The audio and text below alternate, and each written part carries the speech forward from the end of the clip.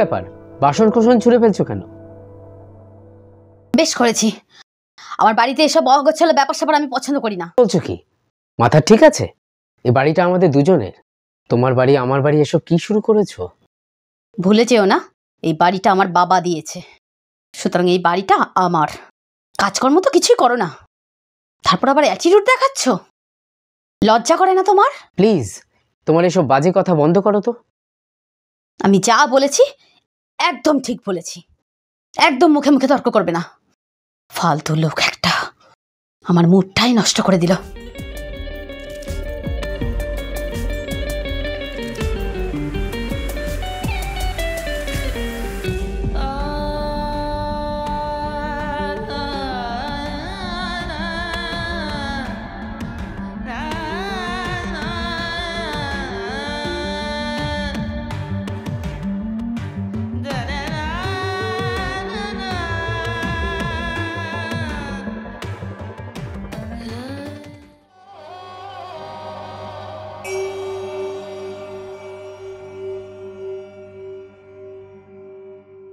এই যে হ্যালো, আমার ব্যাগে 15,000 টাকা ছিল, এখন 12,000 টাকা পড়ে আছে। 3,000 টাকা কম পড়ছে, বাকিটা গেল কোথায়? কি মুশকিল, আমি কি জানি? তোমার টাকা তুমি জানো, নিশ্চয়ই কোথাও খরচা করেছো। এ বাড়িতে আমরা দুজন ছাড়া কেউ থাকে না, সুতরাং চালাকি করার চেষ্টা করো না। তাড়াতাড়ি করে বলো টাকাটা কোথায়। তুমি রাতে যখন ঘরে ফেরো, যে অবস্থায় থাকো, তখন তো আর হুঁশই থাকে না। ভেবে দেখো কোথায় খরচা করেছো। এই যে হ্যালো, একদম ফালতু কথা বলবে না। আমি ড্রিঙ্ক করি আমার নিজের রোজগারের টাকায়। নিজের তো 10টা টাকা রোজগার করার মুরদ নেই, উল্টে আমার ব্যাগ থেকে টাকা চুরি করো। লজ্জা করে না? আরে একটু তো ভদ্রতা দেখাও। আমি তোমার হাজবেন্ড, মিনিমাম সম্মানটুকুও দিতে পারো না? হাজব্যান্ড? তুমি কি এক্সপেক্ট করো বলো তো? তোমার জন্য রান্না বান্না করব, তোমার সেবা করব, তোমায় ধূপ ধুনো দিয়ে পুজো করব। শোনো, এসব তাদের মানায় যারা নিজেরা রোজগার করে। আমার অফিস আছে, বেরোতে হবে। মুডটাই নষ্ট করে দিল।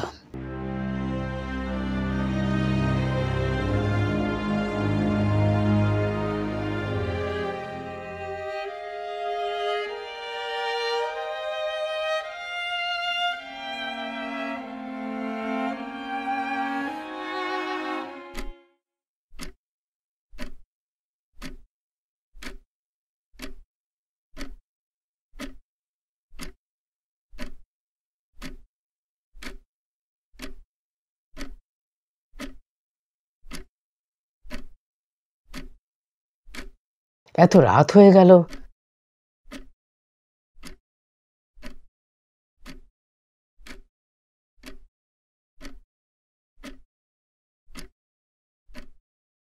সাড়ে 11টা বেজে গেল, কোথায় গেল কে জানে, এখনো ফিরছে না।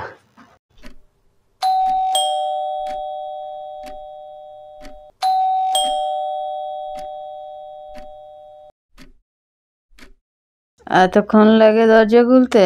কি এত রাজকর্ম করছিলে? এত দেরি হলো যে? আরে 11:30 বাজে, আমি তোমার জন্য চিন্তা করছিলাম। এই গলা নামিয়ে কথা বলো, সরো তো।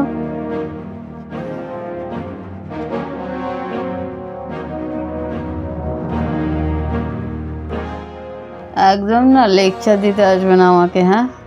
এমনিতেই মাথা যন্ত্রণায় ফেটে যাচ্ছে। যাও জল নিয়ে এসো।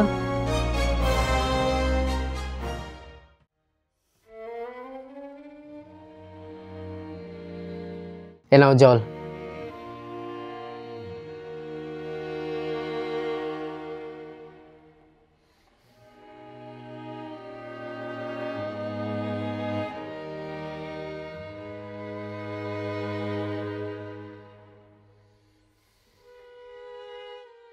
গ্লাসটা কে নেবে? হ্যাঁ,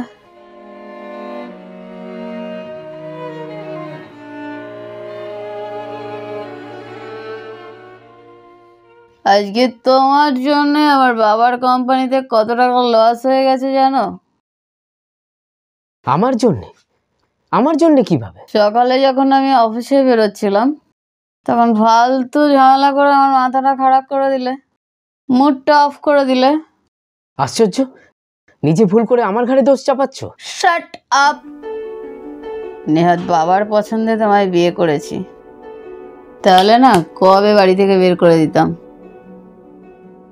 পূজা। আরে দাদা, হঠাৎ এখন? ইয়েস, এখন একটা কথা কান খুলে শুনে রাখ। সৈকতের জন্য আমাদের খারাপ কিছু হয়নি, বরং ভালো হয়েছে। তুই যে ভুলভাল টেন্ডার জমা করে ক্ষতি করে দিচ্ছিলি, ও সেটা থেকে বাঁচিয়ে দিয়েছে। কি বলছিস কি দাদা? তুই আমাকে একটা কথা বলতো, এরকম ড্রিঙ্ক করে অসভ্যতামি করা কবে থেকে শুরু করেছিস? দাদা বসুন না। কি জানো তো সৈকত, সত্যিটা ওর জানা দরকার। কি যে বলছিস দাদা, আমি তো কিছু বুঝতেই পারছি না। তুই আসলে জানিস না, ও বেকার নয়, ও আমাদের কোম্পানির স্লিপিং পার্টনার। ও বাড়িতে বসে ওয়ার্ক ফ্রম হোম করে আর আমাদের কোম্পানিটাকে পুরোটাই সামলায়। আর সেই জন্যই বাবা ওর সাথে তোর বিয়ে দিয়েছে। তুই জানিস আমাদের বোর্ড অফ ডিরেক্টরদের একজন। হোয়াট? I can't believe. থাক না দাদা ওসব কথা। তুই কি ভাবিস বাবা তোকে এমনি এমনি অতগুলো টাকা মাইনে দেয়? আসলে ওটা ওর প্রফিট মার্জিনের একটা অংশ। দাদা এসব আলোচনা করার সময় এটা নয় দাদা। এটাই ঠিক সময়। আর আমি তো জানতামই না ও তোমার সাথে এরকম ব্যবহার করে। প্লিজ দাদা, আমায় ক্ষমা করে দে। I am sorry.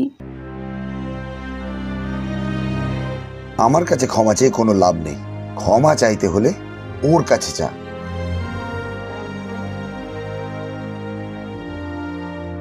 ভালো থেকো ভাই। Thank you.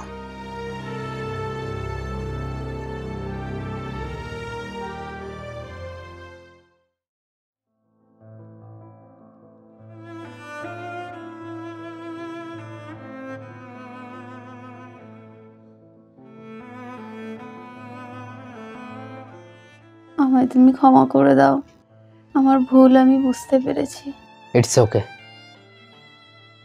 মানুষ মাত্রই ভুল করে থাকে, আর অ্যাটলিস্ট তুমি তোমার ভুলটা বুঝতে পেরেছো, এটাই তো বড় কথা।